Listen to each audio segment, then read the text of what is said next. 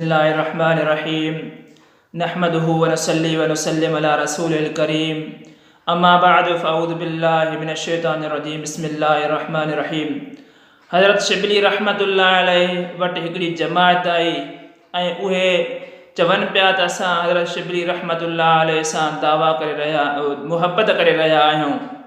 उन्हनि चयो त असां हज़रत शिबली रहमतुल्लाह अलैहि सां मुहबत कयूं था।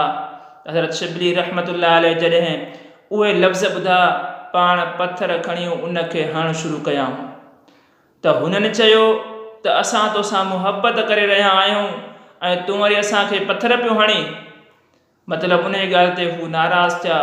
हज़रत शिबली रहमतुल्लाह अलैहि फरमायो त तव्हां मूंसां कहिड़े क़िस्म जी मुहबत कयो था जो जेकॾहिं मां तव्हांखे का बि तकलीफ़ थोरी ॾियां थो त तव्हां उन ते नाराज़ था थियो।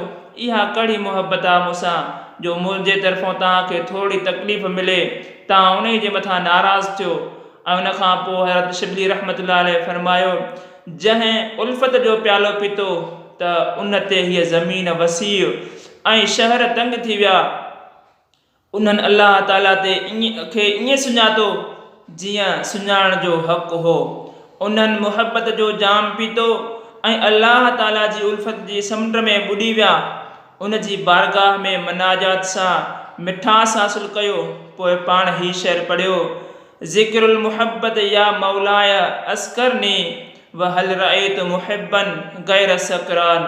मौला तुंहिंजी मुहबत जी यादि मूंखे मदहोश करे छॾियो। छा तूं अहिड़ी मुहिब खे ॾिठो आहे जेको मदहोश न हुजे। चवंदा आहिनि त जॾहिं उठ मस्तु थींदो आहे त उहो 40 ॾींहं खाइण पीअण ख़तमु करे छॾींदो आहे, याने उन जो खाइण पीअण बंदि थी वेंदो आहे।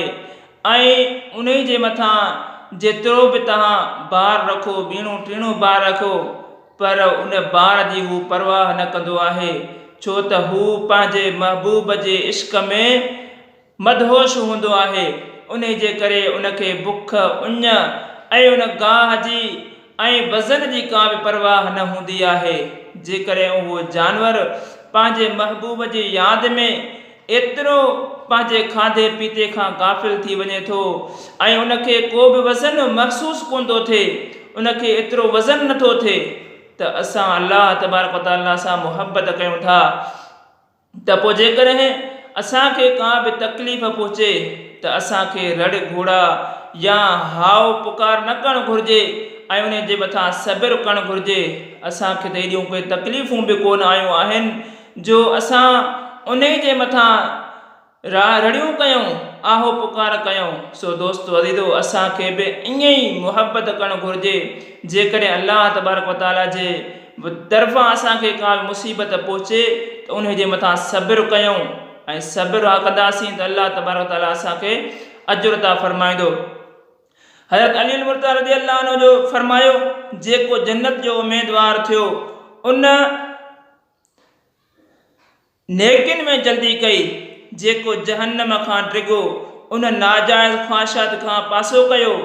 जंहिंखे मौत जो यकीन थियो उन दुनिया जी लज़्ज़तुनि खे छॾे ॾिनो, याने जंहिंखे मौत जो डिॼ थियो त मूंखे मरणो आहे त उन दुनिया जी लज़्ज़तुनि खे छॾे ॾिनो, हर शइ छॾे ऐं अल्लाह तबारक व तआला जी बारगाह में हाज़िर थियण जे लाइ पंहिंजी दुनिया में तयारी करणु शुरू कई ऐं उन हर शइ खे तर्क करे छॾियो। ऐं अल्लाह वारनि जो दस्तूर बि इहो ई रहियो आहे त उन्हनि दुनिया खे तर्क करे सिर्फ़ु अल्लाह तबारक व तआला जी इबादत में मशगूल रहंदा हुया।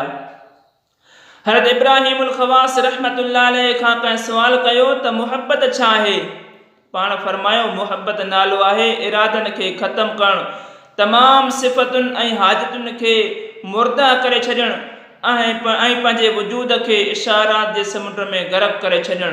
याने हर शइ जेकॾहिं जंहिंसां मुहबत करे थो अल्लाह जे रसूल सां मुहबत करे थो त उन जे इशारनि ते ऐं उन जे ॾसियल अमलनि ते हर शइ क़ुर्बान करे छॾणु ऐं नफ़्सी ख़्वाहिशात जेके आहिनि उहे बि ख़तमु करे छॾनि।